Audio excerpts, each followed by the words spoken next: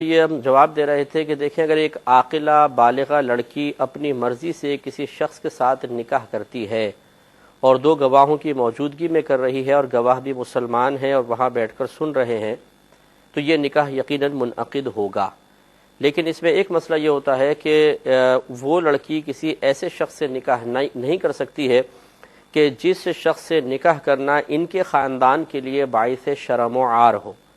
چنانچہ ایسے شخص سے نکاح وہ یقیناً کر سکتی ہے جو خاندان کے مقابلے کا ہو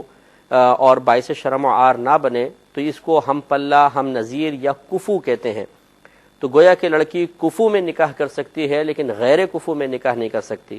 فی زمانہ محتاط مسئلہ یہ ہے کہ ہم یہی کہیں گے کہ غیر کفو میں اگر نکاح کرے گی منعقد ہو جائے گا، لیکن والدین کو اختیار حاصل ہوتا ہے کہ وہ اس نکاح کو ختم کر سکتے ہیں. جو اس کے اولیاء ہیں، ولی ہیں لڑکی کے، وہ اس نکاح کو یقیناً ختم کر سکتے ہیں، کیونکہ ہماری شریعت ذات پات کا لحاظ یقیناً نہیں کرتی ہے کہ کسی کو ذات کی وجہ سے حقیر سمجھے، لیکن ہماری شریعت اس بچی کے اولیاء کے جذبات اور کیفیات کو بھی فراموش نہیں کرتی ہے. تو کسی کی حقارت کی وجہ سے یہ غیر کفو کے نکاح کو منع نہیں کیا جائے گا، بلکہ اس وجہ سے کہ اس شخص کا قریب آنا ان کے پورے خاندان کے لیے باعث شرم و عار ہے. لوگ تانہ زنی کریں گے، مختلف قسم کے کمنٹس دیں گے جس سے ان کی دل آزاری ہوگی. تو ان کے تسلسل دل آزاری سے ان کو بچانے کے لیے شریعت یہ حکم دے گی کہ یہ لڑکی کا نکاح موقوف ہے، اگر وہ اجازت دے دیں گے تو ہوگا، ورنہ ختم ہو جائے گا چاہے ایجاب و قبول کیا ہو.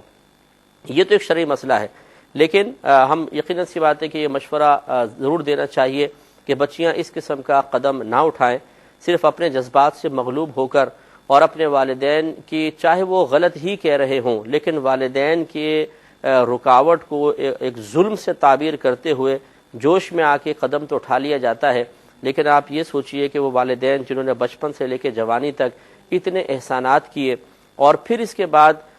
ایک اولاد اپنی مرضی، اپنی خواہش کو پورا کرنے کے لیے ان کے تمام احسانات کو فراموش کر کے ایسا قدم اٹھا لے جس کو مسلم معاشرے میں بہرحال بہت ہی معیوب تصور کیا جاتا ہے، تو اس سے ان کی دل آزاری ہوگی شدید قسم کی. اور ہم نے یہ دیکھا ہے کہ اس قسم کے ماں باپ کو دکھ دینے کے بعد، تکلیفیں دینے کے بعد پھر بچے اگر یہ چاہیں کہ ہم خوش و خرم زندگی گزار لیں، تو میری زندگی میں بہت سارے کیسز ایسے میرے پاس آئے ہیں، تو پھر وہ خوشی کے ساتھ زندگی نہیں گزار سکتے، کسی نہ کسی کرائسس میں پھنس جاتے ہیں اور انجام بعض اوقات بہت خراب ہو جاتا ہے. لیکن والدین کو بھی چاہیے کہ بچوں کو ذرا لحاظ کریں، پیار محبت سے. اگر وہ چاہتے ہیں بچے کسی مقام پر، خاص مقام پہ شادی کرنا، تو ان کی بھی سن لی جائے اور دیکھا جائے کہ مقام درست ہے تو آنا کا مسئلہ نہ بنائیں. اگر صحیح مقام نہیں ہے تو دلائل سے سمجھانے کی بچوں کو کوشش کریں. سید کا کفو سید ہی ہو سکتا ہے، سید کا ہم پلہ سید ہو سکتا ہے، غیر سید سید کا کفو نہیں ہوتا. ہاں اگر غیر سید عالم دین ہو تو فقہا نے واضح طور پہ لکھا ہے کہ عالم دین سید کا کفو ہو سکتا ہے. سیدہ بچی نے آپ سے نکاح کیا، سائل جس نے سوال کیا تھا، اور آپ عالم دین نہیں ہیں اور آپ سید نہیں، آپ نے جیسے بیان فرمایا، تو آپ اس بچی کے کفو تو نہیں تھے.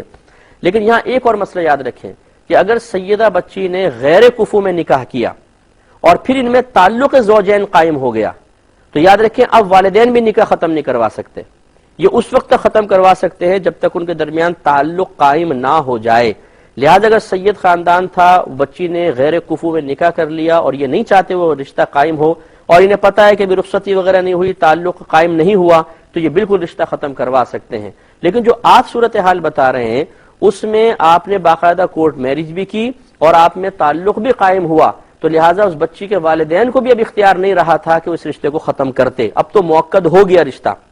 لہٰذا اب انہوں نے دو عظیم گناہ کیے. نمبر ایک، جو جائز بچہ تھا آپ کی زوجہ کے پیٹ میں، اس بچے کو ضائع کروانا، یہ گناہ کبیرہ ہے اور قتل کی مثل ہے. اور دوسرا، ابھی آپ نے طلاق دی نہیں ہے، چونکہ آپ کا تعلق قائم ہو گیا تو ابھی رشتہ مؤکد ہو گیا، اب آپ میاں بیوی ہو گئے، اب تو رشتہ وہ ختم کر ہی نہیں سکتے تھے.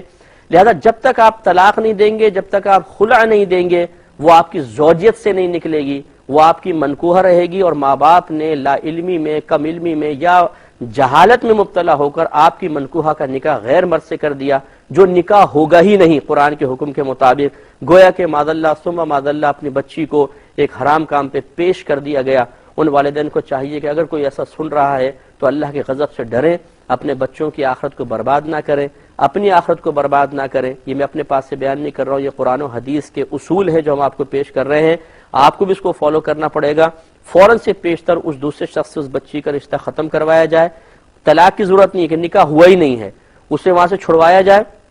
اور شوہر کے پاس دوبارہ بھیجا جائے، ورنہ جب تک وہ بچی وہاں رہے گی گناہ، شوہر سے دور کرنے کا گناہ، اور جو بچے کو معاذ اللہ ختم کروایا گیا یہ ایک عظیم گناہ، اتنے سارے گناہ جمع ہو گئے۔ اللہ تعالیٰ ہدایت عطا فرمائے۔ اس لیے ہم آپ سے گزارش کرتے ہیں بہت دائرہ ادب میں رہ کر کہ دیکھیں دین کو کھیل نہ بنایا جائے، دین کے اپنے اصول ہیں، ضوابط ہیں۔ کسی بھی دوسرے ملک میں جانے کے بعد آپ سب سے پہلے وہاں کے قوانین کو سیکھتے ہیں، یا کوئی غلط کام نہ ہو جائے، کوئی سزا مل جائے گی، کوئی جرمانہ ہم پہ عائد ہو جائے گا، لیکن مذہب اسلام ایک ایسا مظلوم مذہب ہے ہمارے نزدیک کہ اس کی تعلیمات کو سیکھنے، اس کے اصول کو سیکھنے کی ہمیں کوئی ضرورت نہیں ہے۔ دنیاوی گرفت سے بچنے کے لیے تمام قوانین سیکھ لیں گے، لیکن اللہ تبارک و تعالیٰ اور اس کے رسول کریم صلی اللہ علیہ وسلم کی گرفت سے بچنے کے لیے کچھ سیکھنے کے لیے تیار نہیں، تو پھر اس قسم کے گناہ کبیرہ ہوتے ہیں اور حرام کام ہوتے ہیں، اور انسان اپنی آخرت کی بربادی کا سامان کرتا ہے۔ یہ اتنا بڑا گناہ ہے کہ کچھ امتحانی جو ان کے والدین نے کیا، ہماری ان سے مؤدبانہ گزارش ہے کہ فوراً سے پیشتر جو ہم نے آپ کو گائیڈ لائن دی